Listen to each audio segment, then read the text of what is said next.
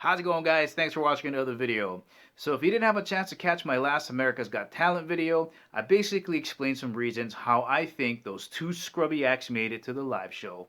And then some people commented and said, hey, Chemo, if you think you're so smart, who's gonna make it out of the last judge cuts? Here's what I think.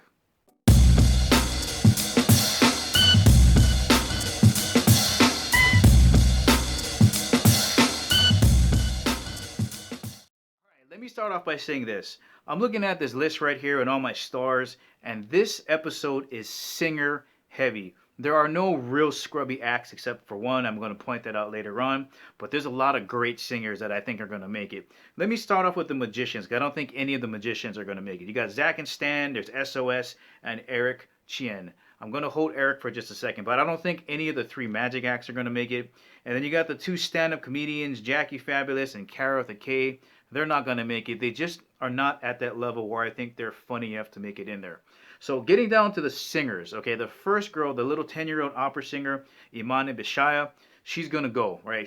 When they pan back and they showed her little body and you're listening to this great voice, amazing. Charlotte Summers, 13-year-old girl, did a review on her performance. She's just got this growly voice, has amazing command of advanced techniques in singing. Next on here, I got Jonathan Burns. You know, Jonathan Burns, this is what kind of irritates me about America's Got Talent. So I saw him on a Penn and Teller show a couple years back, and he's an excellent magician, really good at stand-up comedy, and I don't know why they confined him to doing this contortionist act, because he ran right into Marina Mazeppa, who's one of my picks to go on, and she's that ballerina that ended up contorting her body all over the place. And her contortionist act is a million times better than Jonathan Burns, and she's a classically trained dancer. So unfortunately for him, he's not going to make it out of the round. Callie Day, I heard her sing a couple years ago in church. She's going to bring down the house. The Poodle Show, Dom's Poodle's not going to make it. I forgot to mention Nicholas Connors, who's another talented kid. He's not going to make it. Jordan Ravi, he's not going to make it. Those two guys are singers, but when you compare them to the other singers in this group, they're just not going to make it out of there. Then you got DM Nation back from 2015. Okay, so there's advantages of going first or early, and then disadvantages of going later. So the disadvantage of going first is you're so far out of the judges' minds. Let's remember Cody Lee, right? His performance, fantastic, fabulous, strong, talented, but it was so long ago. Sometimes judges forget how good you are, but the advantage of going first is like with DM Nation, right? So they're a huge dance group, right? They got a lot of members in there. They have multiple members in there.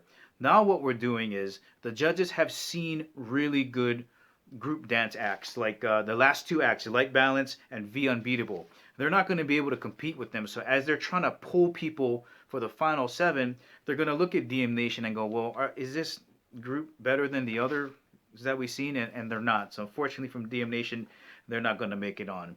Benicio Bryant, I think he's going to make it. He did an early release video. I think he did really well. He did an original song. You got Voices of Service, a legitimate 4-part harmony. They sound fantastic. They're going to make it. Victor Moiseev, I think his name is. So here's the thing about Victor. He's like a Cirque.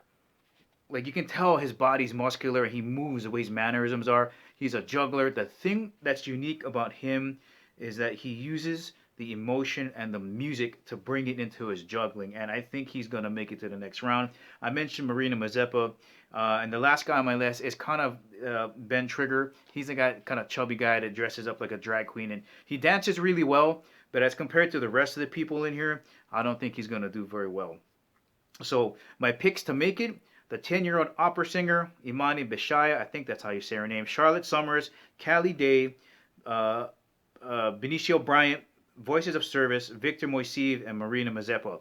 If I had to pick one wild card, because we saw what happened in the last show, I would think that the 10-year-old opera singer may not make it because she sings opera, and then I would substitute her with Eric Chien just because of what happened in the last AGT where the magician guy made it. But other than that, I think those are the 7 that are going to make it, and I hope I'm right. Guys, that's the ending of the video. Hope you enjoyed it. If you liked it, please give me the thumbs up. If you haven't subscribed to Chemo365, please do. And remember, I'll catch you guys later.